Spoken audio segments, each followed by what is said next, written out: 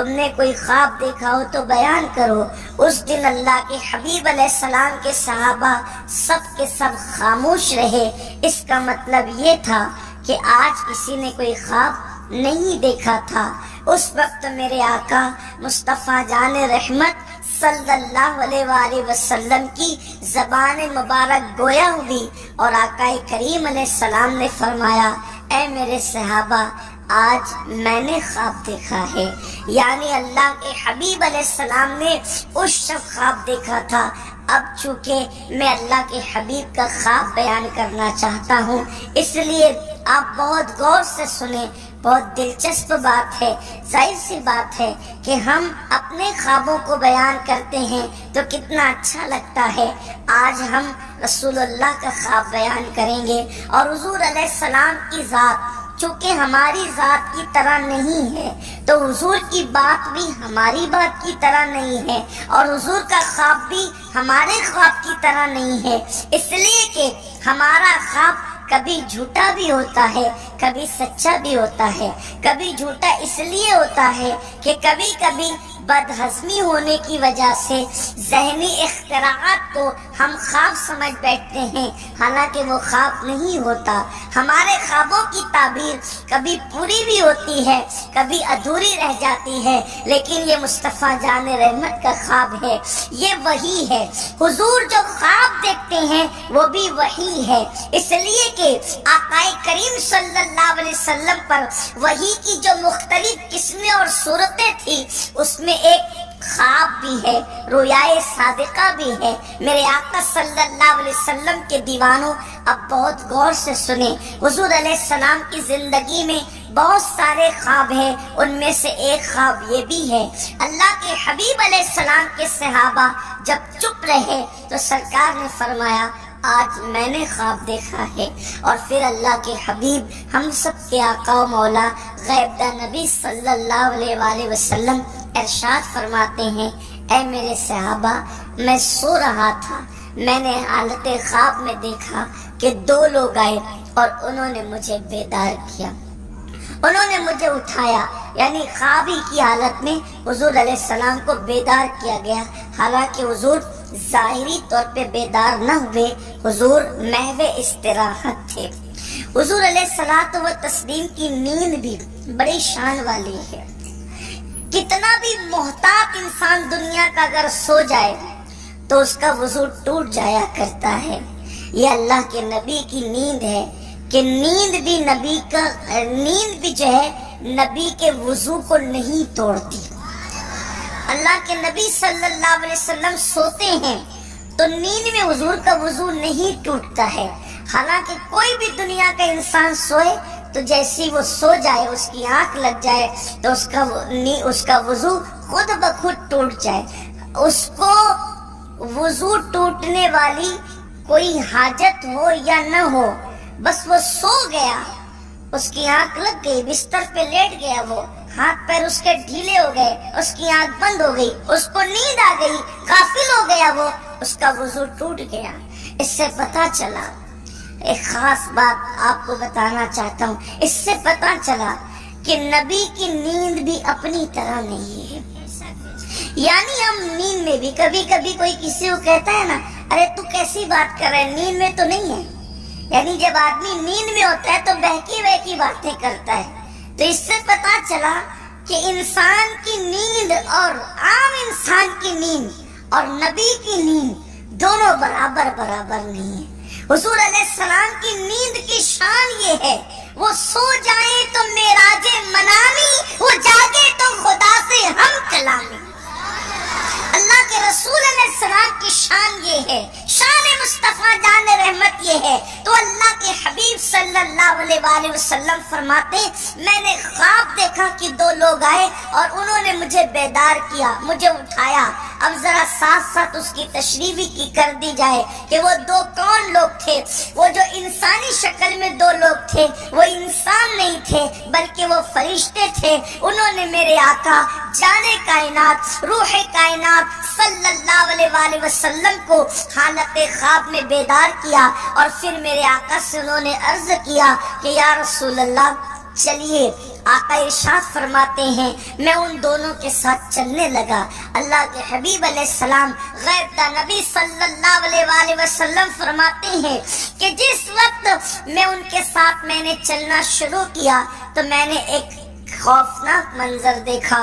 खौफनाक और भयानक मंजर ये था कि एक बंदा जमीन के ऊपर लेटा हुआ है, एक बंदा जमीन पे लेटा हुआ है और उसके सराहने एक बंदा खड़ा हुआ है, और जो उसके सराहने खड़ा है उसके हाथ में बहुत बड़ी चट्टान है। एक होता है पत्थर और एक होती है चट्टान।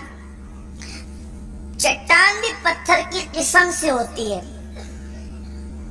पत्थर भी चट्टान भी पत्थर की एक किस्म है, लेकिन जो काफी बड़ा गोल सा जो हिस्सा होता है ना, आमतौर पे आपको जंगलों में पहाड़ों पे रखा हुआ या जमीनों पे पड़ा हुआ मिलेगा, उसको चट्टान कहते हैं, बड़ा होता है वो। तो आकाए करीम सल्लल्लाहु अलैहि वसल्लम ने चट्टान का जिक्र फरमाया कि एक शख्स लेटा है और उसके सराहने एक शख्स खड़ा है। अल्लाह के हबीब सल्लल्लाहु अलैहि वसल्लम फरमाते उसके हाथ में चट्टान है, और फिर मैंने देखा कि जो लेटा हुआ शख्स है उसके सराहने जो चट्टान लेकर के खड़ा है वो शख्स उसके सर पे मारता है, और जब उसके सर पे मारता है तो उसका सर पिस जाता है। समझने और समझाने के लिए, जैसे किसी चने पर अगर हथौड़ा मारा जाए तो चने की पोजीशन क्या होगी, चने का हाल क्या होगा, बिल्कुल वो बेसन की तरह पिस जाएगा, जर्रे जर्रों में तब्दील हो जाएगा। तो उस वक्त अल्लाह अकबर करीम आका मुस्तफा जाने रहमत सल्लल्लाहु अलैहि वसल्लम फरमाते हैं कि जब वो चट्टान उसके सर पे मारी जाती है तो उसका सर पिस जाता है, उसका भेजा निकल जाता है, और फिर वो पत्थर लुढ़क करके दूर जाता है। जैसे ही वो पत्थर लुढ़क करके दूर जाता है, अल्लाह के हबीब गैब दा नबी सल्लल्लाहु अलैहि वसल्लम ने इरशाद फरमाया वो शख्स दौड़कर उस चट्टान को उठाने के लिए जाता है। जैसे उस चट्टान को उठाने के लिए जाता है, वहां जाने तक और वो चट्टान उठा करके लाने तक के जो है वो सर फिर बराबर हो जाता है, यानी अपनी असली हालत पर आ जाता है। फिर वो आने वाला उसको फिर चट्टान से मारता है, फिर उसका सर पिस जाता है, फिर चट्टान लुढ़क कर चली जाती है, फिर वो उठा करके लाता है। इस तरीके के मामले हो रहे थे। मेरे आका मुस्तफा करीम रऊफुर रहीम सल्लल्लाहु अलैहि वसल्लम ने पूछा कि उन लोगों से, वो जो दो शख्स हुजूर अलैहिस्सलाम को लेने के लिए आए थे, करीम आका ने पूछा ये क्या माजरा है, ये क्या मंजर है। उन्होंने कोई जवाब देने की बजाय अर्ज किया या रसूल अल्लाह और आगे चले। अल्लाह के हबीब सल्लल्लाहु अलैहि वसल्लम फरमाते हैं कि मैं उस मंजर को छोड़ करके जब आगे की तरफ बढ़ा तो अल्लाह के हबीब मुस्तफा करीम रऊफुर रहीम सल्लल्लाहु अलैहि वसल्लम फरमाते हैं कि मैंने देखा एक खून का दरिया है, एक खून का दरिया है, और उस खून के दरिया के अंदर एक शख्स गोते लगाता है, उसके अंदर डूबता है। आकाए करीम सल्लल्लाहु अलैहि वसल्लम फरमाते हैं कि जब खून के दरिया में, उस बदबूदार खून के दरिया में वो शख्स जो गोते लगा रहा था, जो डूब रहा था, जैसे वो अपना मुंह बाहर निकालता है, उस दरिया के किनारे एक शख्स खड़ा है, उसके हाथ में पत्थर है, वो जैसे ही निकलता है, डूबने वाला जो खून के दरिया में गोते लगा रहा था, जैसे ही वो मुंह बाहर निकालता है, ये पत्थर उस पर फेंकता है, वो पत्थर उसके मुंह में जाता है और फिर वो उसको लेकर के डूब जाता है। ये मंजर देखकर करीम आका फरमाते हैं मैंने पूछा ये क्या है, तो मुझे कोई जवाब देने की बजाय उन्होंने फिर अर्ज किया कि या रसूल अल्लाह सल्लल्लाहु अलैहि वसल्लम, और आगे तशरीफ ले चले। अल्लाह के हबीब हम सब के आका और मौला गैब का नबी सल्लल्लाहु अलैहि वसल्लम फरमाते हैं हम फिर आगे बढ़े तो मैंने एक मंजर देखा, एक गड़ा है जो ऊपर से तंग है, यानी ऊपर से छोटा है और नीचे की तरफ वो پھیلتا چلا گیا ہے اور اس کے اندر سے کچھ مردوں کے اور عورتوں کے چلانے کی اور چیخنے کی آوازیں آ رہی ہے۔ مثال کے طور پر جس طریقے سے بھاپ جو ہے اٹھتی ہے تو اوپر والی چیز کو کیسے وہ اپنے اوپر اٹھاتی ہے، ایسے ہی نیچے سے انگار اٹھ رہی تھی اور وہ اوپر کی طرف لوگوں کو اٹھا رہی تھی اور اس گڑھے سے چیخنے چلانے کی دردناک آواز آ رہی تھی۔ اللہ کے حبیب صلی اللہ علیہ وآلہ وسلم فرماتے ہیں اس چیخنے اور چلانے کی آواز کو سن کر میں نے اس گڑھے کے اندر جھانکا تو میں نے کیا دیکھا کہ اس کے اندر ننگی عورتیں اور ننگے مرد تھے۔ اللہ کے حبیب کا نبی صلی اللہ علیہ وآلہ وسلم فرماتے ہیں یہ منظر دیکھ کر کے میں نے پھر پوچھا یہ کیا ہے؟ انہوں نے کوئی جواب دینے کی بجائے عرض کیا کہ یا رسول اللہ صلی اللہ علیہ وآلہ وسلم اور آگے کی طرف تشریف لے چلیں۔ کریم آقا صلی اللہ علیہ وآلہ وسلم فرماتے ہیں ہم اور آگے کی طرف گئے۔ جب ہم آگے کی طرف گئے تو میں نے کیا دیکھا؟ سرکار صحابہ سے کہتے ہیں اے میرے صحابہ تم نے اتنا بھیانک چہرہ کبھی نہیں دیکھا ہوگا، اتنا خوفناک چہرہ تم نے کبھی نہیں دیکھا ہوگا۔ میں نے ایک بھیانک اور خوفناک چہرہ دیکھا کہ وہ شخص جو ہے دوڑتا پھر رہا ہے اور وہ جہنم کی آگ کو دہکا رہا ہے، جہنم کی آگ کو بھڑکا رہا ہے۔ میں نے اس شخص کے متعلق پوچھا یہ کون ہے جو جہنم کی آگ کو بھڑکاتا ہے، اتنا بھیانک اس کا چہرہ ہے؟ انہوں نے عرض کیا رسول اللہ صلی اللہ علیہ وآلہ وسلم آپ اور آگے تشریف لے چلیں۔ اس طریقے سے ایک طویل خواب ہے، لیکن چونکہ جس آیہ کریمہ کی میں نے تلاوت کی ہے اس سے متعلق یہی نکات ہے، تو آگے کا خواب اب میں بیان کرنے کی بجائے اسی حصے کی اب تھوڑی سی تشریح آپ کے سامنے پیش کروں۔ جب وہ اور آگے بڑھے اینڈ پر گئے، پھر جنت کی بھی سیر ہوئی اور پھر حضور علیہ السلام نے پوچھا تو انہوں نے بتانا شروع کیا۔ پھر اس طرف آتے ہیں اس لیے کہ وقت مختصر ہے اور گفتگو جلدی سے پوری کرنا ہے۔ اللہ کے حبیب علیہ الصلوۃ والتسلیم کو انہوں نے بتایا جب اس مقام پر پہنچے کہ یہ جو ڈراؤنی صورت والا شخص ہے، یہ جو خوفناک شکل والا شخص ہے، یا رسول اللہ اس کو جہنم کا داروغہ کہتے ہیں۔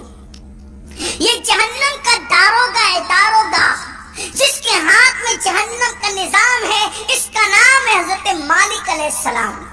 اور اللہ نے اس کی صورت اتنی خوفناک بنائی ہے، اتنی بھیانک اس کی صورت بنائی ہے کہ اللہ اکبر جہنمیوں کو اگر اور عذاب بھی نہ دیا جائے، صرف یہ بھیانک صورت دکھائی جائے تو بھی لوگوں کے لیے بہت زیادہ دردناک عذاب ہوگا۔ میرے پیارے آقا صلی اللہ علیہ وسلم کے پیارے دیوانوں، خواب حضور علیہ السلام کے لیے وحی ہے، وہی خواب کے اندر وحی کی گئی کہ اور جہنم کے مناظر حضور کو دکھائے گئے تاکہ حضور امت کے حوالے سے بیان فرمائے اور امت اپنے وجود کو جہنم کی آگ سے بچانے کی کوشش کرے۔ وہ حضرت مالک علیہ السلام تھے جن کا چہرہ بڑا خوفناک تھا، بڑا بھیانک تھا اور وہ جہنم کی آگ کو دہکا رہے تھے۔ یاد رکھیں، گناہ کرنے والوں کو بتا دو کہ بستر پر لیٹ کر گناہ کرنے والوں، منہ میں لقمہ ڈالتے وقت گناہ کرنے والوں، بیٹھ کر کے لیٹ کر کے گناہ کرنے والوں، زمین کو گناہوں سے بھر دینے والوں، تم زمین کے اوپر گناہ کرتے ہو اور ادھر وہ حضرت مالک علیہ السلام داروغہ جہنم کی آگ کو تمہارے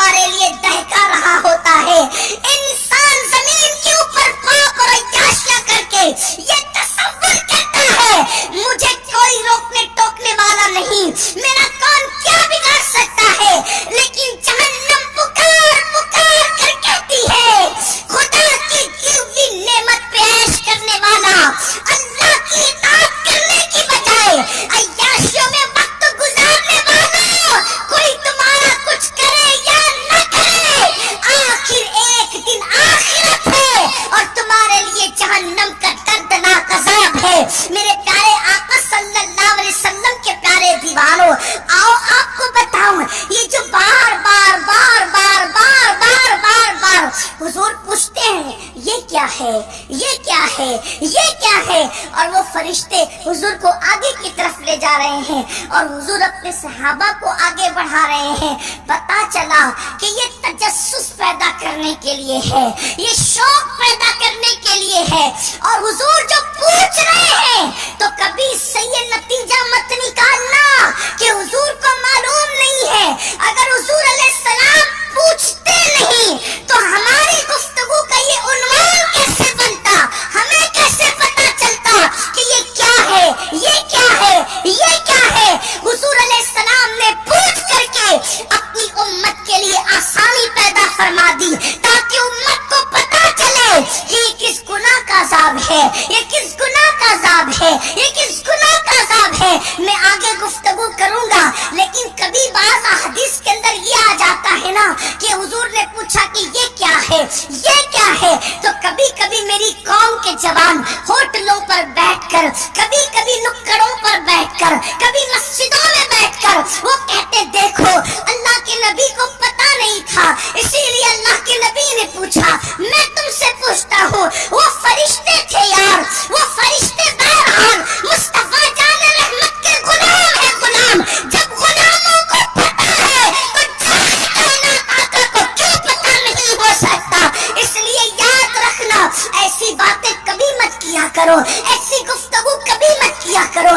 میرے آقا صلی اللہ علیہ وسلم کے دیوانوں، جب بھی نبی پاک کے بارے میں اپنی زبان کھولو تو 50 مرتبہ سوچو، اس لیے کہ اگر تم نے بلا سوچے سمجھے میرے خلاف بات کی، یا میں نے بلا سوچے سمجھے تمہارے خلاف بات کی، تو میرے خلاف بات کرنا تمہیں جہنم میں لے جائے گا، اور تمہارے خلاف بات کرنا مجھے جہنم میں لے جائے گا۔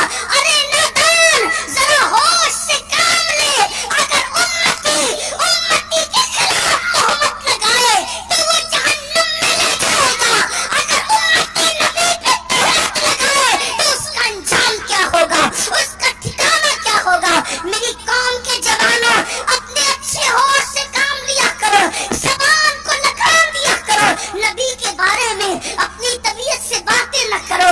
اللہ اللہ، آج میری قوم کا جوان نبی کے لیے بے باک ہو گیا، ہوٹلوں پہ بیٹھ کر وہ نبی کے بارے میں بات کرتا ہے، نبی کو یہ نہیں پتا، نبی کو وہ نہیں پتا، نبی کی یہ شان نہیں، نبی کی وہ شان نہیں۔ او مسلمانوں، تم کہاں ہو، کس مقام پر ہو؟ کیا صحابہ کا لہجہ یہی تھا جو آج تمہارا لہجہ ہو گیا؟ کیا تابعین کا لہجہ یہی تھا جو آج تمہارا لہجہ ہو گیا؟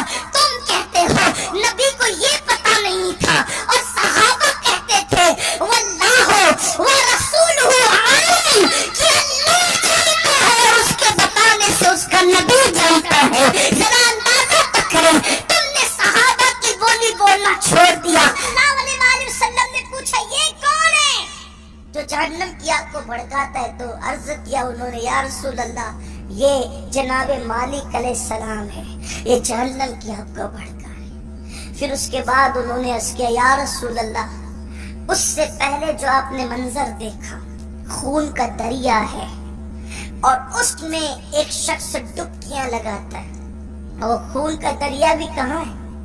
جہنم کے اندر۔ وہ صرف خون ہوتا تو بھی اس کی بدبو کوئی کم نہ تھی، وہ صرف خون ہوتا تو بھی اس کی بدبو کوئی کم نہ تھی۔ وہ جہنم کے اندر ہے، جہنم کے اندر بدبو ہی بدبو ہے۔ حدیث پاک میں آتا ہے جہنم کی بدبو اتنی ہے کہ اس کا مختصر سا حصہ اگر دنیا میں ظاہر کر دیا جائے تو لوگوں کے سر پھٹ جائے۔ مختصر سا حصہ، اتنی بدبو ہے جہنم کے اندر۔ آپ کیا سمجھتے؟ لوگ جہنم کو کیا سمجھتے؟ آج مسلمان جہنم کا ذکر سن کے ہنستا ہے، اسے پتہ ہی نہیں ہے کہ کیا دردناک عذاب ہے۔ وہ صحابہ جن کو رسول اللہ نے جنت کی بشارت دی تھی، وہ مصلی پر روتے تھے اللہ میں جہنم سے بچا لے۔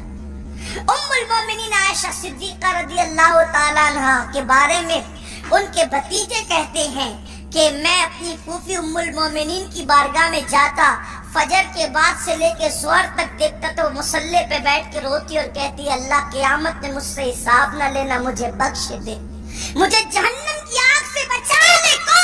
روتی جس کے بستر پہ قرآن نازل ہوتا وہ عائشہ صدیقہ یوں دعا کرتی اور روتی آہیں بھرتی آہو بکا کرتی. اور یہاں تو حال یہ ہے کہ ہر آدمی بالکل چین سے ہے, اسے فکر ہی نہیں ہے, اپنی آخرت کی فکر ہی نہیں ہے, جہنم کے عذاب سے اس کے دل میں کوئی خوف ہی نہیں ہے.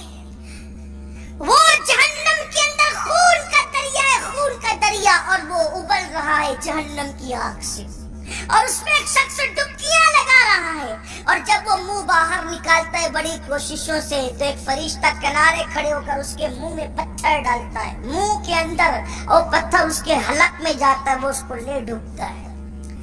ان فرشتوں نے عرض کی یا رسول اللہ, وہ شخص آپ کی امت کا وہ بندہ ہے جو دنیا میں سود کا کاروبار کرتا تھا. سودی کاروبار اس کا طریقہ تھا, سودی کاروبار اس کا وتیرہ تھا. مالدار بننے کے چکر میں بیاج کھاتا تھا, سود کھاتا تھا. آج یہ لعنت عام ہو رہی ہے. آج پورے ملک بھارت کا حال یہ ہو گیا ہے. لوگ کہتے ہیں مولانا بادل آتے ہیں, لوگ نگاہیں اٹھاتے ہیں, لیکن ویسے نہیں برستے جیسے ضرورت ہے. کیسے ہوگا؟ اللہ کے رسول علیہ السلام نے فرمایا جس قوم میں سود عام ہو جائے اور زکوٰۃ دینا بند ہو جائے, اللہ اسی قوم سے رحمت والی بارش کو روک لیتا ہے. بارش ہوتی ہے تو سیلاب آتا ہے, تباہی مچتی ہے, اور رحمت والی بارش نہیں ہوتی. پہلے تو ہوتی نہیں, ہوگی تو تباہی ہوگی. آج دیکھ لو زکوٰتیں رک گئی, لوگ زکوٰۃ نہیں دے رہے, لوگوں کو جان پہ آتی زکوٰۃ دینا. اور سود عام ہو رہا ہے. راتوں رات کروڑ پتی بننے کے چکر میں آج کا مسلمان سود اور بیاج عام ہوتا جائے. داڑیاں بڑی ہیں, کرتے سفید خوبصورت چمکدار ہے, ٹوپیاں خوبصورت ہے, اور چوری چپکے سود کا کاروبار ہو رہا ہے. بیاج انٹرسٹ کھائے جا رہے ہیں, رستے نکالے جا رہے ہیں, اور پھر حاجی صاحب کا ٹائٹل بھی برقرار ہے, نمازی صاحب کا ٹائٹل بھی برقرار ہے, مسجد کی تولیت بھی برقرار ہے, اور ساری چیزیں برقرار ہے. اور حال یہ ہے کہ سود خور ہے. یاد رکھنا, اچھی طرح یاد رکھنا, مخلوق کے درمیان عزت دار بن کے کسی کو کچھ ملا ہے نہ تمہیں ملے گا. اگر عزت دار بننا ہے تو قادر کے, قدرت والے کے درمیان عزت دار بنو. اس لیے کہ میرے آقا فرماتے ہیں قادر و قیوم کی نافرمانی کر کے تم مخلوق کے درمیان کبھی عزت حاصل نہیں کر سکتے. اور سود کیا ہے؟ اللہ کے حبیب صلی اللہ علیہ وآلہ وسلم فرماتے ہیں, حدیث پاک کا مفہوم ہے کہ جب سودی کاروبار کرنے والے, سود کھانے والے قیامت کے دن اٹھیں گے تو ان کے پیٹ کمروں کی طرح بڑے بڑے ہوں گے, اور اس کے اندر بچھو اور آگ ہوگی, اور وہ چلنا چاہیں گے تو وہ اڑک اڑک کر کے گریں گے. ایسا لگے گا کہ جیسے ان پر کسی نے جادو کر دیا ہے. وہ اٹھ کر کے کھڑے ہونے کی پوزیشن میں نہیں ہوں گے. اس لیے مسلمانوں کو چاہیے کہ وہ سود سے اپنے آپ کو بچائے. اس لیے کہ میرے آقا علیہ السلام نے یہ بھی فرمایا کہ قریب قیامت ایک دور آئے گا جو سود سے بچنا چاہے گا, سود کا گرد و غبار اس تک پہنچ جائے گا. جو بچے گا اس تک بھی گرد و غبار پہنچے گا, ارے جو نہ بچے وہ تو ڈوب ہی جائے گا. اس لیے سود سے بچو, حرام پیٹ میں جائے گا, کوئی دعا قبول نہیں, کوئی عبادت قبول نہیں. ہمارے اور آپ کے آقا غیبدہ نبی صلی اللہ علیہ وآلہ وسلم فرماتے ہیں جس نے ایک لقمہ حرام کا کھایا 40 دن تک اس کی عبادت قبول نہیں ہوتی.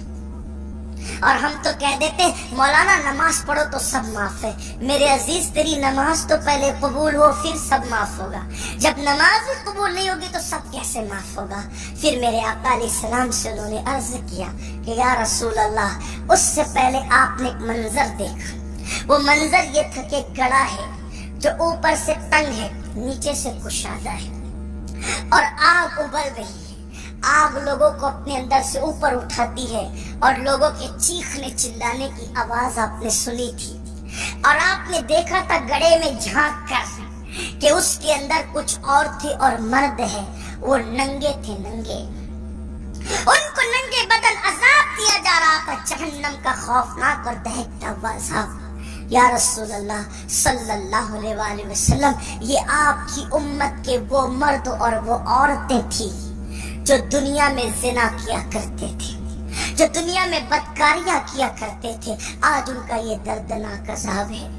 آج آپ دیکھیں میری قوم زنا کی دہلیز پر جاتے جاتے اب زنا کے دلدل میں ڈوب گئی۔ قوم کے نوجوان لڑکی اور لڑکیاں 16 17 سال کی عمر ہی میں اپنا سب کچھ گوا رہے ہیں، سب کچھ گوا رہے ہیں، سب کچھ تباہ کر رہے ہیں۔ وجہ کیا ہے؟ اس لیے کہ نگاہیں محفوظ نہیں، نگاہیں آوارہ ہو گئی ہیں۔ ایسی فلمیں، ٹی وی بھی حرام، لیکن ٹی وی نے کوئی کم تباہی نہیں مچائی تھی۔ یعنی ٹی وی میں حرام سے مراد جو ٹی وی میں فلمیں دیکھی جاتی وہ حرام، اس نے کوئی کم تباہی نہیں مچائی تھی، لیکن اس میں بہرحال اتنا تھا کہ جو ٹی وی میں دکھایا جاتا تھا انسان وہی دیکھتا تھا۔ جب سے انٹرنیٹ، یوٹیوب اور پتہ نہیں کیا کیا یہ سب بلائیں آئی ہے، اس سے فائدے کم نقصان زیادہ ہوئے۔ ٹی وی میں تو ادھر سے جو بتایا جا رہا ہے انسان وہی دیکھے گا، لیکن یہاں تو انسان جو دیکھنا چاہے وہاں تک پہنچ جاتا ہے۔ یہ اتنا خطرناک ہے انٹرنیٹ کا جنگل، جس نے ہمارے ہر جوان کو اپنی لپیٹ میں لے لیا ہے۔ قوم کا جوان کہیں گیم میں ہے، کہیں برائی دیکھنے میں ہے، کہیں واٹس ایپ میں، کہیں فیس بک پر ہے۔ وقت کی کوئی قدر نہیں، انسان کی قدر ختم ہو گئی ہے۔ کوئی ملنے کے لیے آیا، کوئی بزرگ آیا، سب موبائل میں لگے ہوئے ہیں، کوئی کسی سے بات نہیں کر رہا ہے، کوئی کسی سے مل نہیں رہا ہے۔